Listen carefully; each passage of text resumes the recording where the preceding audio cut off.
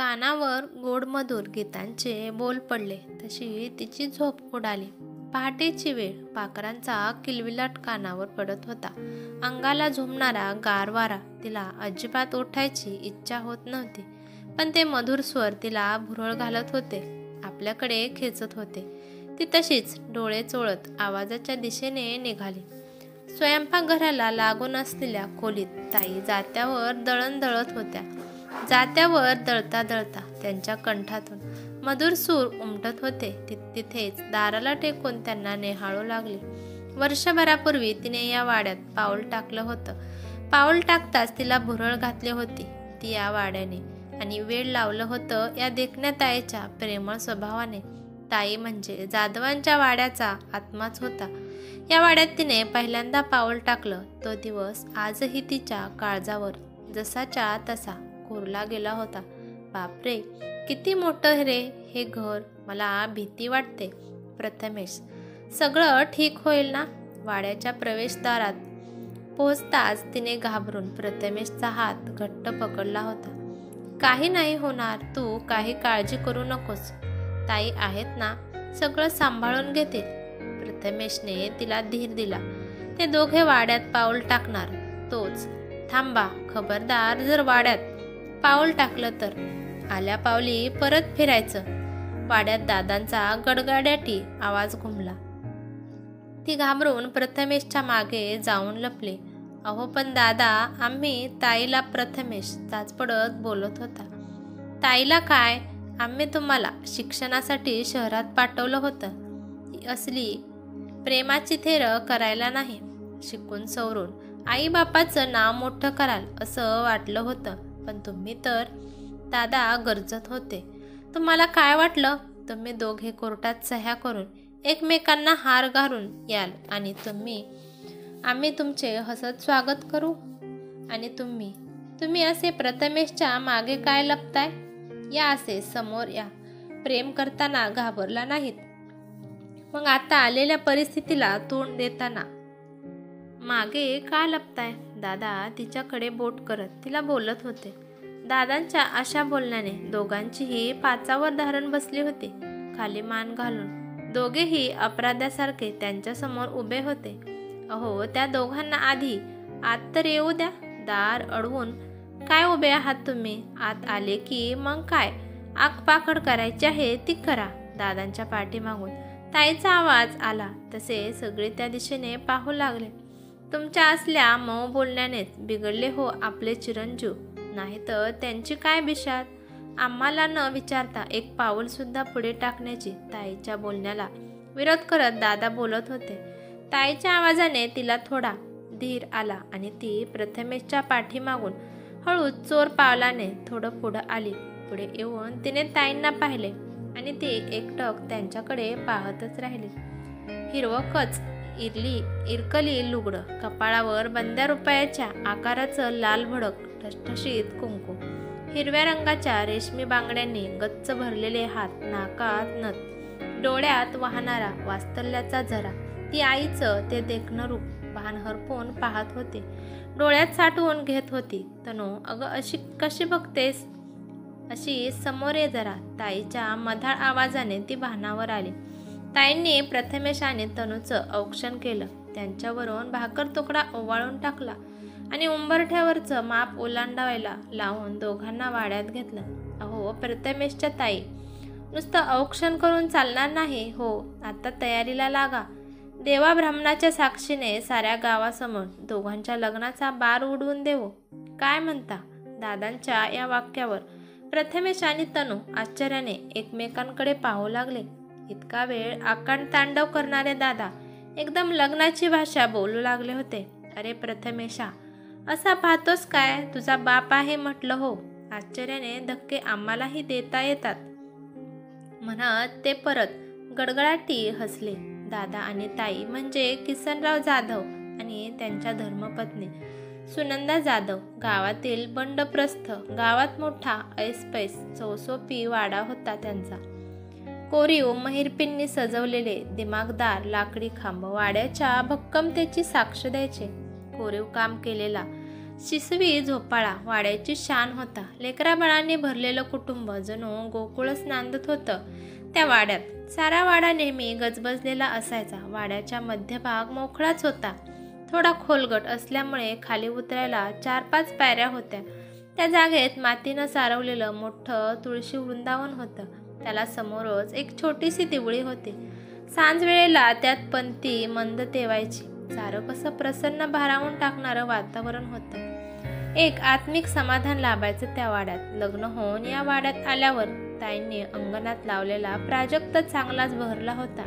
पहाटेची सोनेरी आसमंत, मंद मंद वाहणारा गार वारा, कोवळे ऊन आणि त्यात अंगणात पडलेला प्राजक्ताचा सडा आणि त्यांचा मनमोहणारा सुगंध, सगळंच कसं मनमोहक आणि भुरळ घालणारं. अख्खं तुळशी वृंदावन प्राजक्तांच्या फुलाने गच्च भरून जायचं. परसदारी डौलात उभा असलेला महाकाय निंबवृक्ष वाड्यांचं आरोग्य निरोगी ठेवण्याचं काम निगुतीने पार पाडायचा. शेतात काम करून दमून भागून परतलेल्या गडी माणसांना पोटभर जेवण घालताना ताई स्वतः तृप्त व्हायच्या. त्यावेळी त्यांच्या चेहऱ्यावर एक विलक्षण समाधान असायचं. कोणीही गरजवंत या वाड्यातून कधी रिकाम्या हाताने विनमुख परतला नव्हता. अनेक गरजवंताचे भरभरून आशीर्वाद लाभलेला हा वाडा होता. वाड्याच्या एका एका कणात आणि वाड्यात राहणाऱ्या माणसांच्या मनात कणव आणि प्रेमाचं वास्तव्य होतं. कुलदीप आणि प्रथमेश ताई आणि दादांच्या घराचे 2 कुलदीपक. कुलदीपचं लग्न होऊन 4-5 वर्षे उलटली होती. ते नोकरीच्या निमित्ताने बायको मुलासह मुंबईत स्थायिक झालेला होता. शेंडेफळ प्रथमेश उच्च शिक्षणासाठी अमेरिकेला गेला होता. तिथेच त्याची भेट तनुशी झाली. आधी मैत्री झाली, मग हळूहळू जवळीक वाढत गेली आणि मैत्रीचं रूपांतर प्रेमात झालं होतं. शिक्षण संपल्यावर त्याला तिथेच चांगली नोकरी देखील मिळाली होती. तनू एका उच्च भ्रू ब्राह्मण कुटुंबातील, एकतर प्रथमेश मराठा. दोघांचं लग्न होणं अशक्यच होतं. किसनराव जाधव म्हणजे दादा खूप कडक स्वभावाचे आणि कट्टर होते. त्यामुळे ते या आंतरजातीय विवाहाला कधीच तयार होणार नाहीत याची प्रथमेशला पुरेपूर खात्री होते. प्रथमेश जेव्हा वर्षभरापूर्वी थोड्या दिवसासाठी भारतात आला होता तेव्हा त्याने ताईला विश्वासात घेऊन तनूबद्दल सगळं काही सांगितलं होतं. हळव्या स्वभावाच्या ताईंना आपल्या लाडक्या लेकाचं मन मोडायला जमणार नव्हतं. त्यामुळे त्यांनी दादांना समजावून या लग्नाला तयार करण्याची सगळी जबाबदारी स्वतःच्या शिरी घेतली होती. थोडं अवघड काम होतं, पण दादा देखील आपला शब्द कधी मोडणार नाहीत याची खात्री ताईंना होती. ताईंनी सांगितल्याप्रमाणेच प्रथमेश तनुशी लग्न करून तिला या वाड्यात घेऊन आला होता. या लग्नासाठी दादांची परवानगी घ्यायला गेले तर दादा कधीच लग्नाला परवानगी देणार नाहीत हे ताई चांगलंच जाणून होत्या. पण एकदा का हे लग्न झालं तर नंतर दादा काहीच करू शकणार नाहीत. आधी चिडतील, थोडा आकांडतांडव करतील, पण शांत झाल्यावर सारासार विचार करून ते हे लग्न मान्य करतील आणि आपले आशीर्वाद तनू आणि प्रथमेशला ते नक्कीच देतील. या आशेवरच त्यांनी प्रथमेश आणि तनूला दादांच्या परस्पर लग्नाची परवानगी दिली होती. ताईच्या संमतीनेच प्रथमेश आणि तनू कोर्टात लग्न करून आले होते आणि तनूचा या वाड्यात सून म्हणून प्रवेश झाला होता. तनूने वाड्यात पाऊल टाकताच तिला प्रथम नजरेस पडला होता तो अंगणात बहरलेला प्राजक्त आणि त्याला पाहताच प्राजक्ताचा सडा अंगणी घाली माझ्या मना मोहिनी. हर्षित माझ्या मनास भासे मोक्तिके वर्षिली नभातुनी. आपसुकच या ओळी तिच्या ओठी आल्या. तिची पावले तुळशीपाशी जाताच रेंगाळली. ताईंनी तिला सगळा वाडा फिरून दाखवला आणि या वाड्याने तिला मोहिनीच घातली. ती अमेरिकेत जरी राहत असली तरी गावच्या मातीशी नाळ जोडली असल्यामुळेच गावच्या मातीची ओढ तिला होतीच.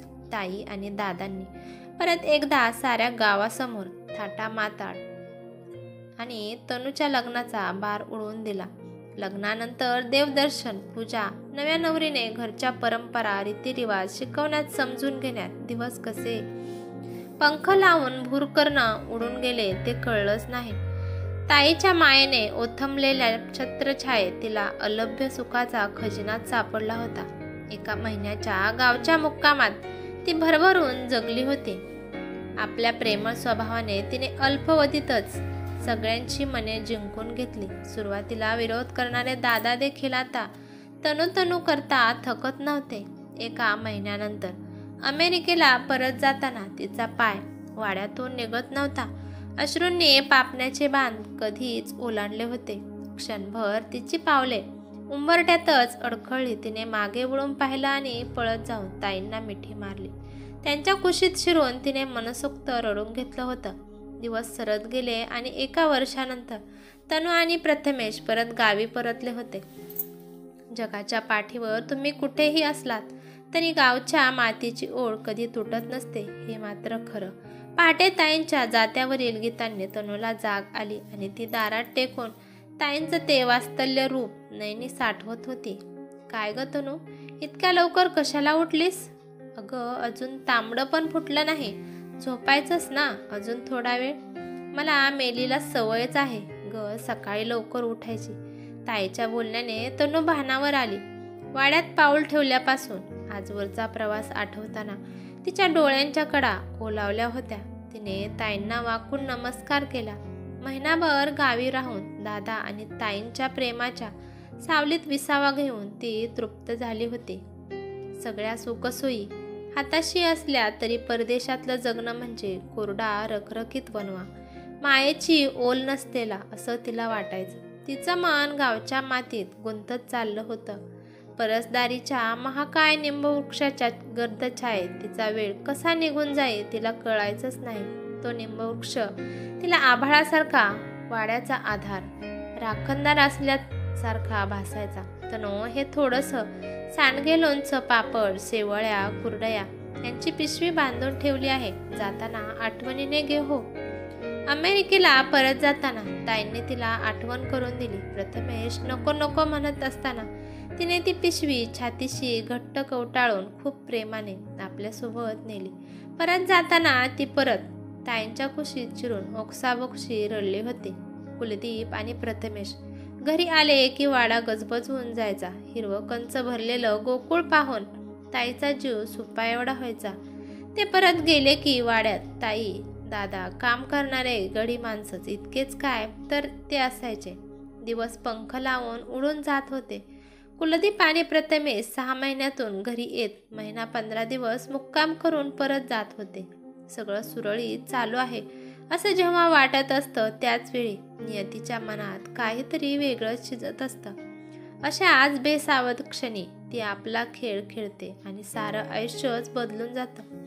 एक दिवस अचानक दादांच्या छातीत दुखायला लागतं. त्यांना दवाखान्यात नेऊन उपचार सुरू करण्याआधीच सर्व काही संपलेलं होतं. हृदयविकाराच्या झटक्याने घात केला होता. दादा देवाघरी गेले आणि ताईंचं जगणं उद्ध्वस्त होऊन गेलं. ते एवढ्या मोठ्या वाड्यात एकट्या पडत्यात. सगळीकडे शुकशुकाट होता, वाड्यातही आणि ताईंच्या मनातही. या काळात तनू ताईचा आधार बनली होती. तिने 6 महिने ताईजवळ राहून त्यांना दुःखाच्या काळ्या कुट्ट डोहातून बाहेर पडण्यास, सावरण्यास मदत केली होती. ताई थोड्या सावरल्यानंतर तनूला प्रथमेशकडे परत अमेरिकेला जायला तयार केलं. वाड्याची सगळी जबाबदारी दिवाणजीवर सोपवून ती परत अमेरिकेला निघून गेली.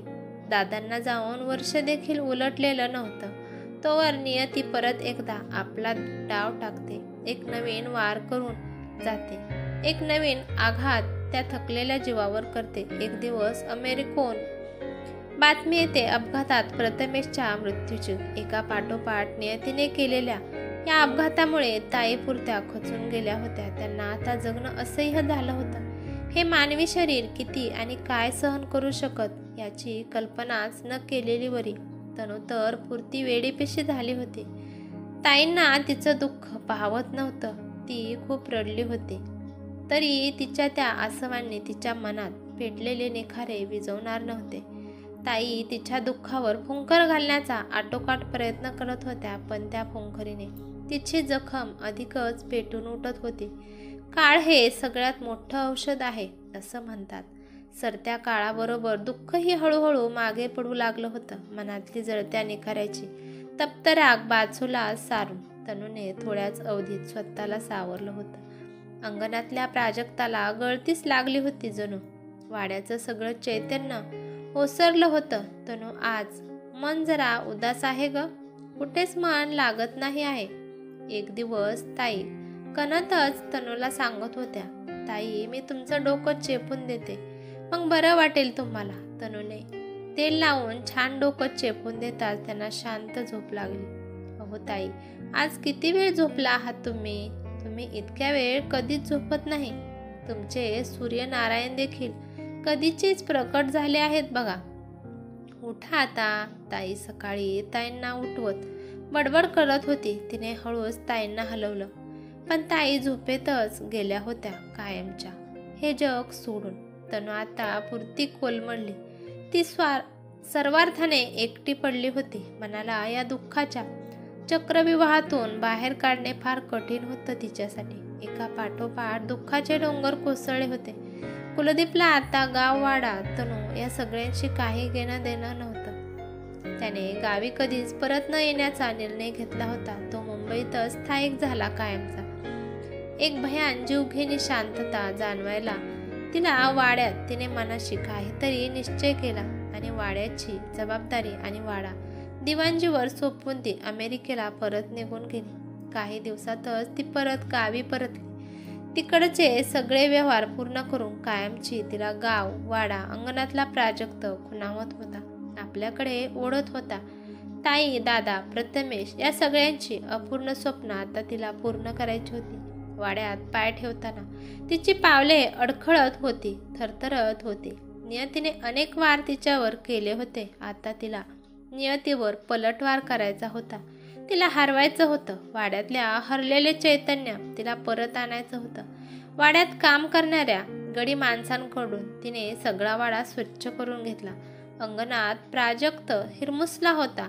परसदारचा महाकाय निंबवृक्ष तिच्या वाड्याचा राखणदार लागलेल्या गळतीमुळे निशब्द झाला होता. तनूचे डोळे भरून आले. डोळे भरून ती प्राजक्ताला पाहत होती. आता मी आले. या वाड्याच्या कणाकणाला ताईंच्या प्रेमळ हाताचा स्पर्श झालाय. त्यांचा वास या वाड्याच्या रोमारोमात कानाकोपऱ्यात आहे आणि तो तसाच राहील आजन्म. ती वाड्याच्या भिंतीवरून प्रेमाने हात फिरवून जणू त्यांचा अभय देत होती. ताईंचा दरवळ ती जागोजागी अनुभवत होती, श्वासात भरून घेत होती. त्यांच्या आठवणी व्याकुळ होऊन रडत होती. पोरी, तनू तू आता इथेच राहणार का? पाठीमागून दिवाणजीचा आवाज आला. त्यांच्या भरल्या ओल्या चिंब आवाजाने तिचं मन भरून आलं. होय दिवाणजी, या वाड्याचं आता माझ्याशिवाय आहे तरी कोण? त्यालाही आधार हवा आहे आणि मलाही. ताईंचा हा प्राजक्त बघा कसा हिरमुसलाय. त्याला पुन्हा नव्याने बहर यायलाच हवा. माझ्या या वाड्याचा राखणदार बघा कसा निशब्द मौन उभा आहे. त्याच्यातही नवीन चैतन्य भरून त्याला बोलतं करायला नको का? ताई आणि दादांनी प्रेमाने उभा केलेला हा डोरा याला ग्रहण लागून देऊन कसं चालेल? मला माझ्या प्रथमेशचं स्वप्न तर पूर्ण करायचं आहे. माझ्या उदरात अंकुरित झालेला त्यांचा अंश थोड्या दिवसात या वाड्याच्या अंगणात प्रथमेशचं रूप घेऊन दुडदुडू लागेल. त्यांच्या नाजूक पावलांना ममतेचा स्पर्श करायला या प्राजक्ताला पुन्हा नव्याने बहरावंच लागेल. नियतीने रित्या केलेल्या या माझ्या ओंजळीत या विधात्याला सुखाचं दान द्यावाच लागेल. अंगणातल्या प्राजक्ताकडे पाहत हाताची ओंजळ पुढे करून तनू बडबडत होती आणि इतक्यातच एक वाऱ्याची झुळूक आली आणि तनूच्या रित्या ओंजळीत प्राजक्ताचं एक फूल येऊन विसावलं. तिने धावत जाऊन प्राजक्ताच्या बुंद्याला घट्ट मिठी मारली. काजळ राती चांदणे त्या पहा कशी चांदणी शिंपली. अंधाऱ्या वाटेवर माझ्या सुखाची चांदण फुले ही सजली. ही कथा कशी वाटली तुम्हाला ते मला नक्कीच कमेंट करून सांगा. कथा आवडल्यास लाईक शेअर नक्की करा. चॅनलवरती नवीन असाल तर चॅनलला सबस्क्राईब करा. धन्यवाद.